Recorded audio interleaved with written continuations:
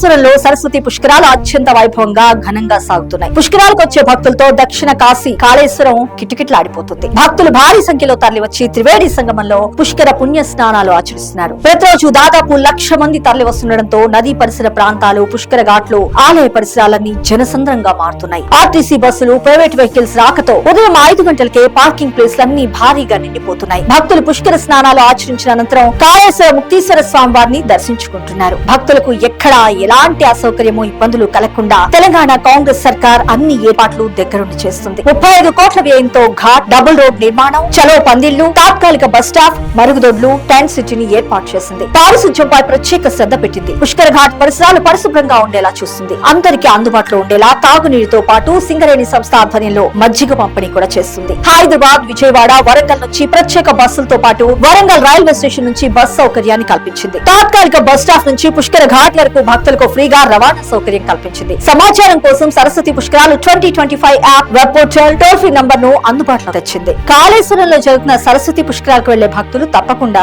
Kamalapur cross road లో ఏర్పాటు చేసిన ఉచిత అన్న ప్రసాదాలను సద్వినియోగం చేసుకోవాలి. భూపాల్పల్లి ఎమ్మెల్యే గండ్ర సత్యనారాయణరావు సూచించారు. గత 6 రోజుల నుంచి వివిధ స్వచ్ఛంద సంస్థలు దాతల సహకారంతో నిర్వహిస్తున్న ఈ ఉచిత అన్నదాన ప్రసాదాన్ని మంగళవారం మధ్యాహ్నం భక్తులకు ఎమ్మెల్యే స్వయంగా వడ్డించారు. ఈ కార్యక్రమాన్ని భక్తులంతా కూడా సద్వినియోగం చేసుకోవాలంటూ కోరారు. ఎక్కడా భక్తులకు ఎటువంటి ఇబ్బంది కలగకుండా, ఎలాంటి అవాంఛనీయ ఘటనలు జరగకుండా పకడ్బందీ ఏర్పాట్లతో పాటు భద్రతను మరింత కట్టుదిట్టం చేసింది. తెలంగాణ కాంగ్రెస్ సర్కార్ ఆధ్వర్యంలో మొదటిసారి పుష్కరాలు నిర్వహిస్తున్న ఏర్పాట్లలో ఎక్కడా లోపాలు లేవని భక్తులు ఎంతగానో మురిసిపోతున్నారు. గౌరవ సీఎం శ్రీ రేవంత్ రెడ్డి గారితో పాటు మంత్రులు, ప్రజాప్రతినిధులకు, సర్కారుకు ఈ సందర్భంగా యావత్ తెలంగాణ ప్రజలు ప్రత్యేకంగా కృతజ్ఞతలు తెలిపారు.